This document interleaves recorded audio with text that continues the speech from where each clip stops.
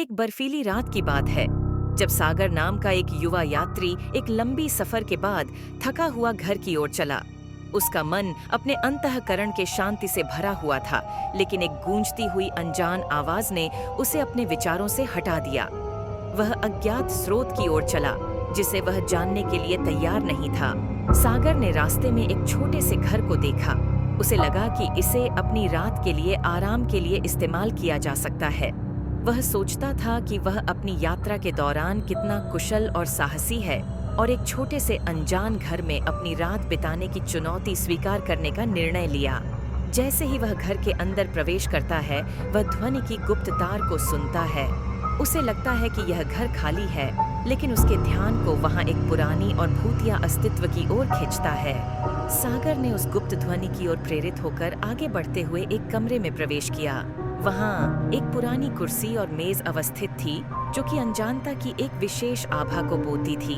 सागर ने धीरे धीरे कमरे के चारों ओर चलना शुरू किया। जब उसने एक नोटपैड को उठाया, उसने वहां लिखे गए विचारों को पढ़ा, जो धीरे धीरे उसकी हृदय गर्भ तक पहुंचते हुए उसे डरा देते हैं। नोटपैड में लिखा था, जो भी इस घर में आता है वह कभी बाहर नहीं निकलता। सागर ने हिचकिचाहट के साथ नोटपैड को वापस रखा, लेकिन उसका मन डर के कारण बहुत चिंतित था।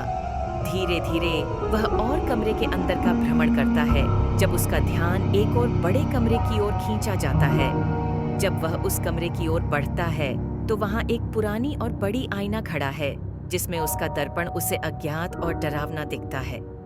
सागर ने उस दर्पण में अपना आवाज देखने के लिए खड़ा किया, लेकिन जैसे ही वह उसमें अपने चेहरे को देखता है, तो उसे एक अनजान चेहरे की आबादी दिखाई देती है, जो कि उसे डरावने सपनों की याद दिलाती है।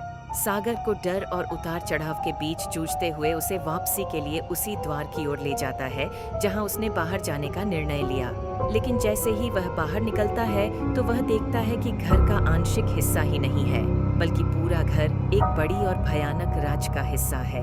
वहां रहने वाला कोई नहीं है, बस एक ही शव खड़ा है, जो कि सागर के सामने एक दरवाजे के पास खड़ा है। उसे लगता है कि उस शव ने उसका नाम बुलाया है, लेकिन उसके पास कोई विकल्प नहीं होता है। सागर के आत्मविश्वास में कमी होती है जब वह सोचता है कि उसकी रात अब बड़े संघर्ष की ओर जा रही है। उसे जल्दी समझ में आता है कि वह घर के भीतर फंस गया है, जिसे उसे अब जीतने के लिए पूरी तरह से स्वीकार करना होगा।